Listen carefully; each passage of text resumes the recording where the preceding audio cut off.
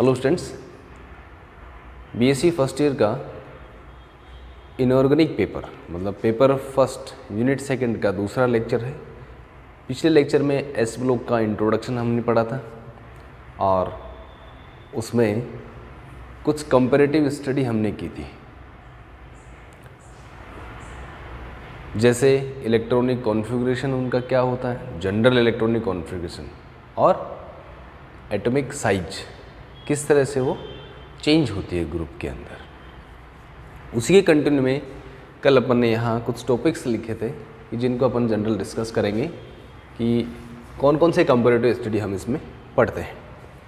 वो periodic trend के नाम से भी जाने जाते हैं। पीरियोडिक टेबल जब पढ़ेंगे तब उसमें पीरियोडिक ट्रेंड के नाम से वो टॉपिक आएगा, जिसमें सभी पीरियड्स के डिफरेंट ट्रेंड्स के बारे में डिस्कशन करता है। ठीक है, एटॉमिक साइज हमने पढ़ लिया है, ध्यान देना, उसका काफ़ी यूज़ होगा। एटॉमिक साइज पे कई सारी और पीरियोडिक ट्रेंड्स चेंज होते हैं। तो नेक्स्ट मैं ले रहा हूँ आयोनाइजेशन एनर्जी।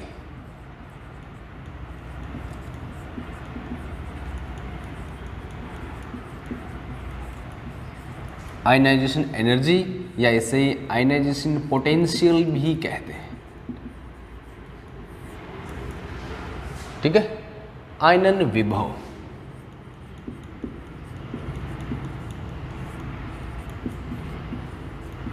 या आयनन ऊर्जा, शॉर्ट में से आईपी या आईई भी कह सकते हैं। ठीक है, होता क्या है, डेफिनेशन क्या है। अगर हमें आयोनाइजेशन एनर्जी की डेफिनेशन पता है तो हम अंदाज़ा भी लगा सकते हैं किस तरह से वरी करेगा। ध्यान देना, एक विलगित परमाणु समझ गए क्या? एक एटम, सिंगल एटम जिसका कोई दूसरे एटम से कोई लेना देना नहीं है, बिल्कुल सेपरेट, विलगित, आइसोलेटेड। तो एक आइसोलेटेड एटम गैसियस स्टेट में होना चाहिए। ठीक है, इन गैसियस स्टेट। तो एक गैसीय अवस्था का एक विलगित आइसोलेटेड एटम में सबसे बाहरी कोष से इलेक्ट्रॉन निकालने के लिए, सबसे बाहरी कोष से इलेक्ट्रॉन निकालने के लिए जो ऊर्जा लगती है या जो ऊर्जा चाहिए वो आपकी आयनन ऊर्जा, मतलब उसका आयन बना रहे हैं अपन, कुल मिला के बात है। एटम से ही बना सकते हैं, किसी आयन से बना सकते हैं, लेकिन वो इलेक्ट्रॉन किससे निकलना चाहिए? गैसीय अवस्था के विलगित परमाणु के बाह्यतम कोष से इलेक्ट्रॉन को निकालने के लिए जितनी ऊर्जा चाहिए उस ऊर्जा की क्वांटिटी को आयनाइन विभव कहते हैं, आयनाइजेशन पोटेंशियल या आयनाइजेशन एनर्जी कहते हैं। ठीक है, सबसे बाहरी कोष से। अब ध्यान देना, एस ब्लॉक का जो प्रथम वर्ग है, कल बताया था मैंने, हाइड्रोजन से लेकर के फ्रांसियन तक, उसे क्षारीय धातु वर्ग भी कहते हैं। ध्यान देना, कल बताया नहीं था मैंने, आज बता रहा हूँ मैं। एस ब्लॉक के प्रथम वर्ग को क्षारीय धातु कहते हैं, एल्कलाई मेटल्स कहते हैं। और एस ब्लॉक के दूसरे ग्रुप को, दो ग्रुप होते हैं उसमें, दूसरे वर्ग को क्षारीय मृदा धातु कहते हैं, एल्केलाई अर्थ मेटल। ठीक है, तो अगर मैं बात करूं हाइड्रोजन से लेकर के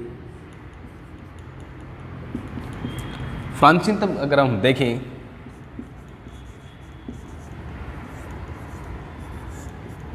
ये तो वर्ग में ऊपर से नीचे जाने पर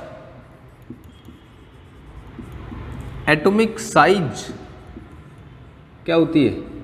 इंक्रीज होती है। अप एरो का मतलब इंक्रीज। ठीक है, तो एटॉमिक साइज बढ़ रही है। सबसे ज़्यादा साइज किसकी होगी? सबसे नीचे वाले, क्योंकि सेल बढ़ते जाते हैं, बताया था मैंने कल। तो सबसे छोटी साइज हाइड्रोजन की और सबसे बड़ी साइज आपकी लास्ट एलिमेंट की। इसमें भी न्यूक्लियस होगा सेंटर में, इसमें भी सेंटर में न्यूक्लियस होगा, लेकिन इसमें नंबर ऑफ सेल्स क्या होंगे? ज़्यादा होंगे। तो अब आयनाइजेशन एनर्जी की परिभाषा, डेफिनेशन हमें क्या कहता है कि इसके बाह्यतम कोष, अब हाइड्रोजन के लिए तो बाह्यतम कोष एक ही है, अंदर का बाहर का टोटल कोष ही एक है, 1s1 ही आता है। तो एक इलेक्ट्रॉन यहाँ से बाहर निकालने के लिए जो ऊर्जा चाहिए वो आयनन ऊर्जा कहलाती है। अब यहाँ बाह्यतम कोष ये होगा सबसे आउटर मोस्ट सेल, ध्यान देना, यहाँ पर इन दोनों सेल और न्यूक्लियस के बीच में डिस्टेंस कम है। यहाँ इस सेल और न्यूक्लियस के बीच में डिस्टेंस, आउटर मोस्ट सबसे बाहरी कोष की बात कर रहा हूँ मैं, बाहरी कोष में, तो यहाँ पर डिस्टेंस ज़्यादा है। अब बताना इस इलेक्ट्रॉन को निकालना आसान होगा या बड़ी साइज वाले एटम के आउटर मोस्ट सेल को इलेक्ट्रॉन को निकालना आसान होगा? सिंपल सा क्वेश्चन है। आप देख सकते हैं यहाँ पर प्रभावी नाभिकीय आवेश इस इलेक्ट्रॉन पर कम है, क्योंकि नंबर ऑफ सेल बढ़ते जाते हैं तो दूरी बढ़ती जाएगी, डिस्टेंस ज़्यादा हो गई, उससे नाभिक का उस इलेक्ट्रॉन पर आकर्षण बल कम होगा तो उसे वहाँ से रिमूव करना, निकालना, हटाना आसान होगा। और आसानी से हटा रहे हैं तो एनर्जी ज़्यादा चाहिए कि कम चाहिए? कम। आसानी से हट रहा है मतलब कम एनर्जी, और आसानी से नहीं हट रहा है मतलब और एनर्जी देनी पड़ेगी हमें, मतलब ज़्यादा। कहने का मतलब आपको एक रिलेशन पता लग गया होगा कि आयनाइजेशन एनर्जी को शॉर्ट में मैं आई लिख रहा हूँ, इन्वर्सली प्रोपोर्शनल टू साइज। ठीक है, साइज ज़्यादा होगी, आयनाइजेशन पोटेंशियल, आयनन ऊर्जा कम होगी। तो वर्ग में ऊपर से नीचे जाने पर आकार बढ़ता है परमाणु का, साइज बढ़ती है, साइज बढ़ रही है मतलब आयनन ऊर्जा कम होती है। तो वर्ग में ऊपर से नीचे जाने पर आयनन ऊर्जा का मान कम होता है। ठीक है, साइज डिपेंडेंट प्रॉपर्टी आसानी से समझा दिए मैंने। इसका मतलब इजीली इलेक्ट्रॉन हम किससे ले सकते हैं? बड़ी साइज वाले से इलेक्ट्रॉन आसानी से लिया जा सकता है। इसका मैं यूज़ करूंगा जब रिड्यूसिंग प्रॉपर्टी पढ़ाऊंगा, ये ध्यान देना, गौर करना उस पर। तो ये था आपका आयनाइजेशन पोटेंशियल। तो आप बता सकते हैं कि एस ब्लॉक में आयनाइजेशन एनर्जी किस तरह से चेंज होती है, किस तरह से वरी करती है। ठीक है, एक और प्रॉपर्टी इलेक्ट्रोनेगेटिविटी। इलेक्ट्रोनेगेटिविटी भी सेम इसी तरह से ही है, वर्ग में ऊपर से नीचे जाने पर विद्युत ऋणता कम होती है, और एस ब्लॉक की विद्युत ऋणता तो पूरी आवर्त सारणी में सबसे कम होती है। ठीक है, तो इलेक्ट्रोनेगेटिव नेक्स्ट पॉइंट की अगर हम बात करें,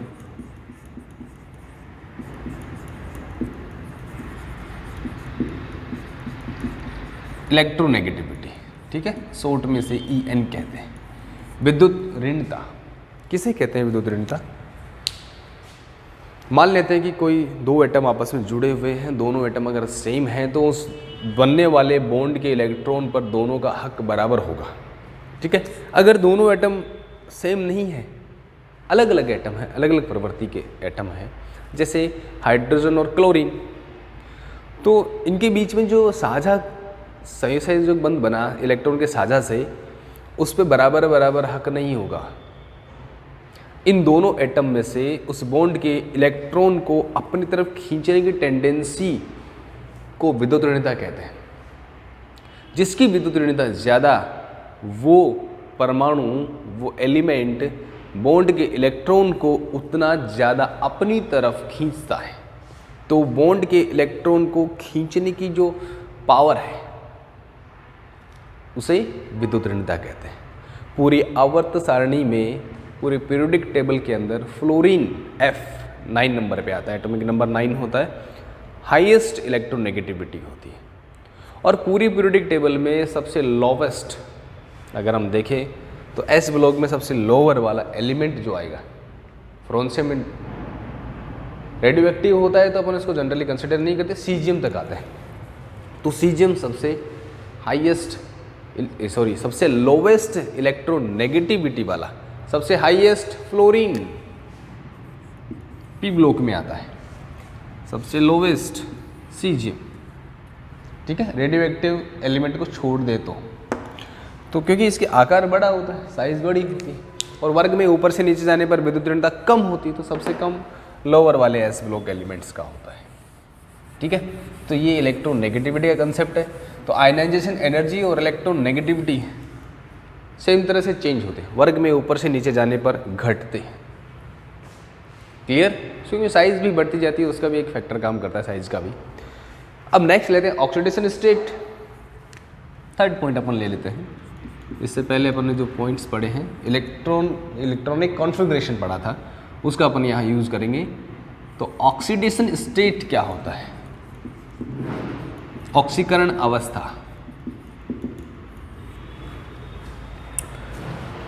कोई भी एलिमेंट होता है वो अपना ऑक्टेट कंप्लीट करने के लिए या तो इलेक्ट्रॉन देगा, ठीक है, या इलेक्ट्रॉन लेगा। कितने इलेक्ट्रॉन का लेन देन वो कर रहा है, ठीक है, चाहे वो ले रहा हो नेगेटिव हो या इलेक्ट्रॉन दे रहा हो पॉजिटिव हो। पॉजिटिव का मतलब इलेक्ट्रॉन की डेफिशिएंसी, इलेक्ट्रॉन की कमी। तो कोई एलिमेंट अगर इलेक्ट्रॉन डोनेट कर देता है, दे देता है, तो खुद पर कौन सा चार्ज आएगा? पॉजिटिव। अगर कोई एलिमेंट इलेक्ट्रॉन ले लेता है तो उस पर कौन सा चार्ज आएगा? नेगेटिव।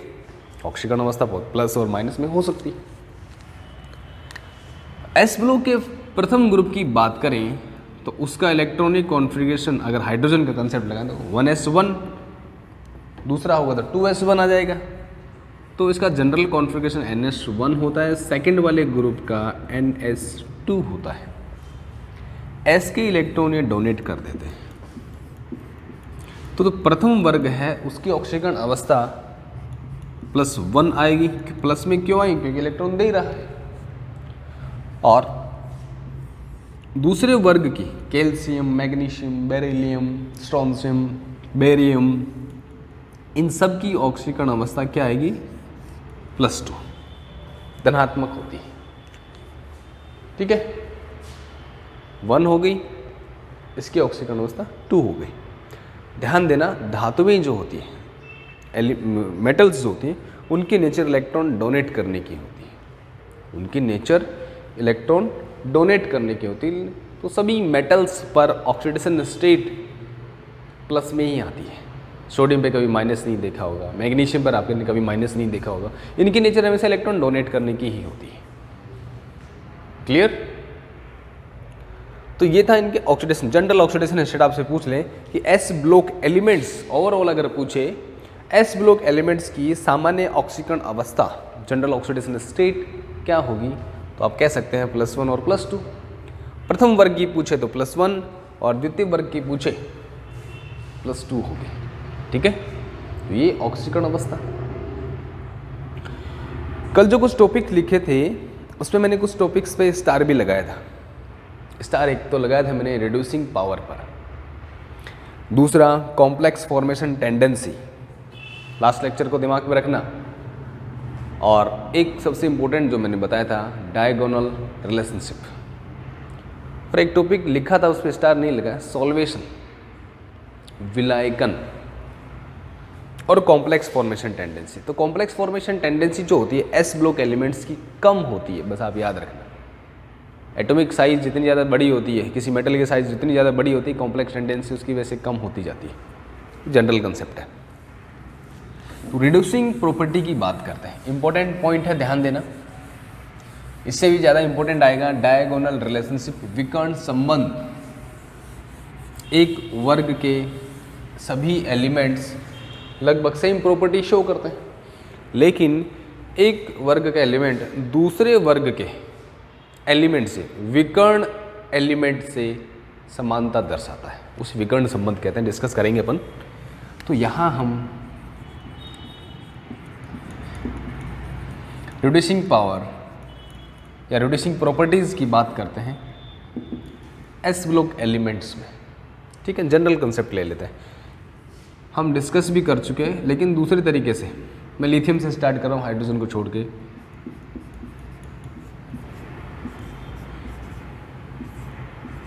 ये लो, सीजियम तक मैंने ले लिया, रेडियो एक्टिव एलिमेंट को मैंने हटा दिया। तो ये एस ब्लॉक के प्रथम वर्ग के तत्व है, ठीक है। अब इनमें देखना है, इनमें से सबसे ज़्यादा रिड्यूसिंग पावर किसकी होती है। अब रिड्यूसिंग पावर तो हम तब बता पाएंगे जब हमें पता होगा कि रिड्यूसिंग नेचर क्या होती है। अपचायक प्रवृत्ति, अपचायक शक्ति, अपचायक क्षमता, ठीक है, अपचायक क्षमता कहते हैं इसको। तो इनमें सबसे ज़्यादा अपचायक कौन है? अब अपचायक क्या होता है, समस्या ये आ गई। जब तक हमें अपचायक की परिभाषा रिड्यूसिंग नेचर का पता नहीं लगेगा। कुछ ऑक्सीडाइजिंग एजेंट होते हैं, कुछ रिड्यूसिंग एजेंट होते हैं। तो ऑक्सीडाइजिंग एजेंट और रिड्यूसिंग एजेंट क्या होते हैं, जब ये पता होगा तभी हम आंसर दे पाएंगे। ठीक है, अब अपचायक किसे कहते हैं, ध्यान देना, वो एलिमेंट या वो रिएजेंट, कोई भी हो सकता, कंपाउंड भी हो सकता है, जो किसी दूसरे एलिमेंट का या दूसरे कंपाउंड का या रिएजेंट का अपचयन करता है। ध्यान देना, कंपाउंड जो किसका अपचयन कर रहा है, किसका रिडक्शन कर रहा है, दूसरे का।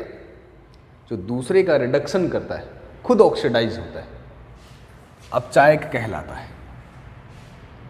कंफ्यूज मत होना, अपचायक का मतलब ये नहीं कि खुद अपचयित होगा दूसरे को ऑक्सीकरण करेगा, नहीं। अगर कहूँ कि लिथियम अच्छा अपचायक है, इसका मतलब लिथियम दूसरे का अपचयन करता है। ठीक है, for example upon general daily life में अगर कुछ शब्द काम में लेते हैं, जैसे कोई दान करता है किसी भी पैसों का, खाने का, किसी भी तरह का, कपड़ों का, तो जो दान कर रहा है वो क्या कह लें, उसको दानी कहते हैं, दान करने वाला दानी। अब वो दानी दूसरे को कर रहा है कि खुद को दान कर रहा है, दूसरे को। दानी उसे कहा गया है, लेकिन दान किसको कर रहा है, दूसरे को। अपचायक खुद है, लेकिन अपचयन किसका होगा, दूसरे का। जैसे हत्यारा, हत्या किसकी की, खुद की नहीं, दूसरे की हत्या करने वाला हत्यारा कहलाएगा। दूसरे का अपचयन करने वाला अपचायक कहलाएगा।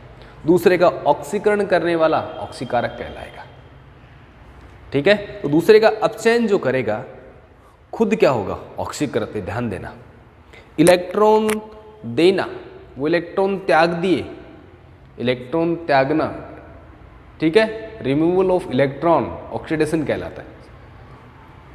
ठीक है, और इलेक्ट्रॉन लेना अपचयन कहलाता है। अपचयन को अपचायक से जोड़ने की कोशिश मत करना, अपचयन प्रोसेस है, अपचायक उस प्रोसेस का रिवर्स होता है। अपचायक दूसरे का अपचयन करता है, दूसरे का अपचयन कैसे करेगा, खुद इलेक्ट्रॉन दे रहा है, लेकिन सामने वाला इलेक्ट्रॉन ले रहा है, और जो इलेक्ट्रॉन लेगा उसका तो अपचयन, और जो इलेक्ट्रॉन दे रहा है उसका ऑक्सीकरण। कंफ्यूज मत होना, वीडियो को वापस देना अगर दिमाग इधर उधर घूम जाए, थोड़ा सा फोकस करना, इजी है। तो यहाँ इनमें देखना, ये सारे इलेक्ट्रॉन डोनेट करने की नेचर होती सबकी, ये सब अपचायक हैं, लेकिन इनमें ज़्यादा अपचायक प्रवृत्ति किसकी है, ज़्यादा इलेक्ट्रॉन डोनेट करने की टेंडेंसी किसकी है, ये ही इंपॉर्टेंट है। बहुत सारे कंपटीशन एग्जाम में क्वेश्चन पूछा जाता है, ध्यान देना। इससे पहले हमने आज ही पढ़ा है आयनन विभव, किससे इलेक्ट्रॉन निकालना आसान होगा, किससे,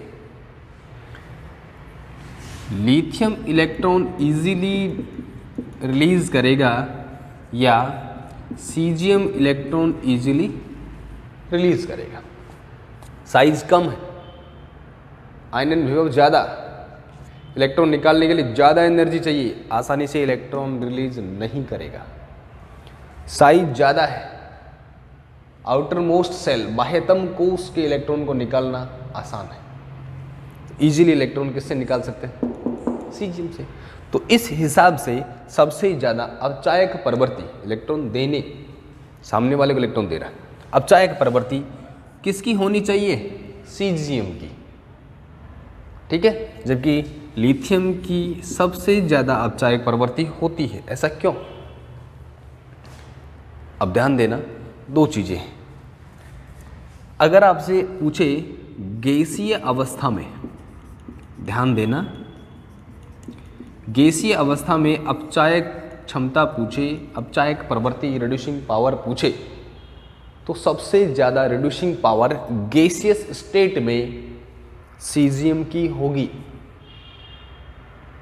ठीक है, तो गैसियस स्टेट में सबसे ज़्यादा अपचायक प्रवृत्ति रिड्यूसिंग नेचर जो होगी वो किसकी होगी, सीजियम की, और सबसे कम किसकी होगी, लिथियम की। गौर करना, कौन सी स्टेट की बात कर रहा हूँ मैं, गैसियस स्टेट। लेकिन अगर आपसे वो पूछा जाए एक्वस मीडियम,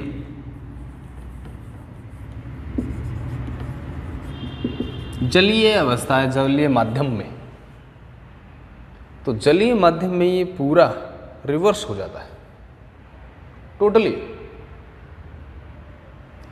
अब जलीय माध्यम की अगर बात करें तो सबसे ज़्यादा किसका होगा? लिथियम का। अपचायक प्रवृत्ति, बाकी सारा उसी अकॉर्डिंग अरेंज करते जाना, घटते हुए क्रम है।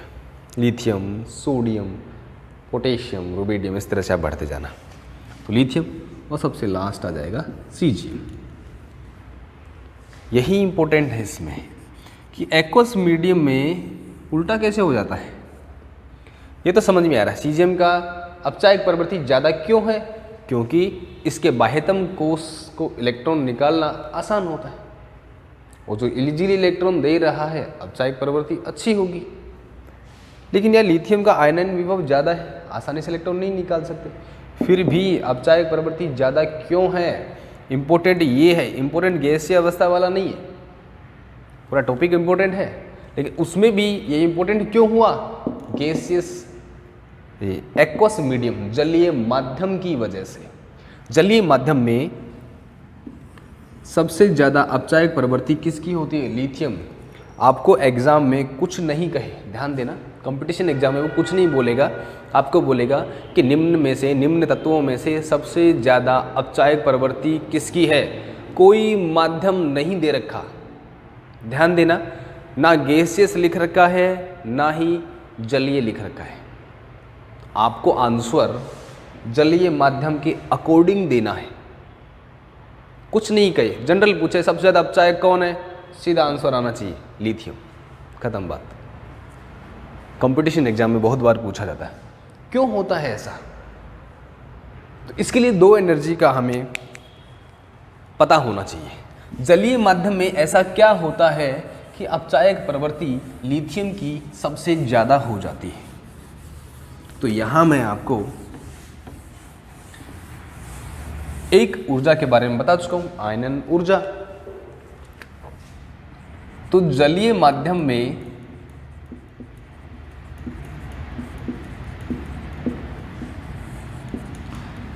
दो चीजों का आपको ध्यान रखना है। पहला,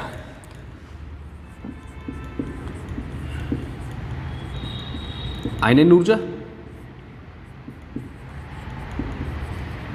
आयनाइजेशन एनर्जी। दूसरा, विलायकन ऊर्जा। ठीक है, यहां विलायक क्या ले रहे हैं? जल, तो इसे जल योजन ऊर्जा भी कहते हैं, हाइड्रेशन एनर्जी या सॉल्वेशन एनर्जी।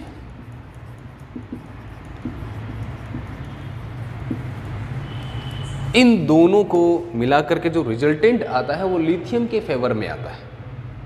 कैसे? लिथियम की साइज कम होती, पॉजिटिव एक चार्ज होता है इस पर। सीजियम की साइज बड़ी होती, इस पर भी प्लस का एक चार्ज है, इस पर चार्ज आवेश कितना है? +1, और इस पर भी आवेश कितना है? लिथियम +1 और सीजियम +1, दोनों का चार्ज सेम है।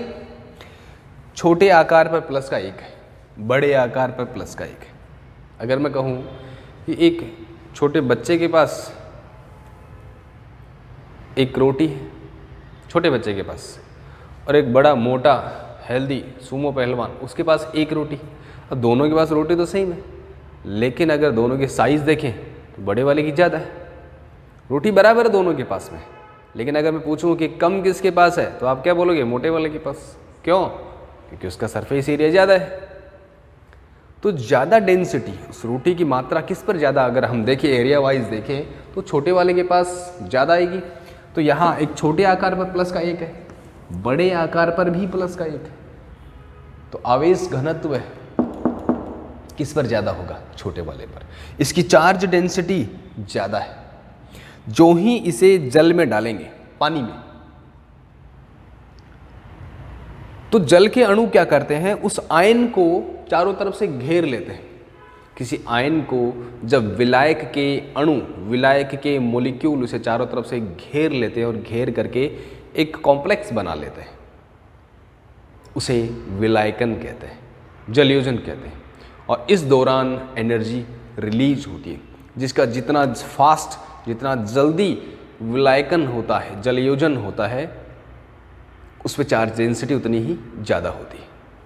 कंडक्टेंस भी चेंज होती है, बताऊंगा इसका रीजन। तो लिथियम प्लस का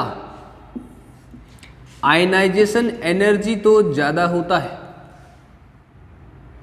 और इसका आयनाइजेशन एनर्जी कम होता है, लेकिन इसका विलायकन अच्छा विलायकन होता है, सॉल्वेशन, और इसका विलायकन कम होता है।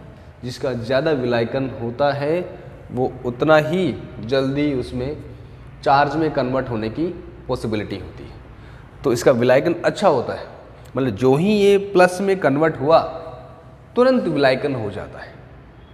और इसी सॉल्वेशन एनर्जी ज़्यादा होने के कारण लिथियम की अपचायक प्रवृत्ति ज़्यादा होती है। किसके कंपेयर में? सीजियम की कंपेयर में।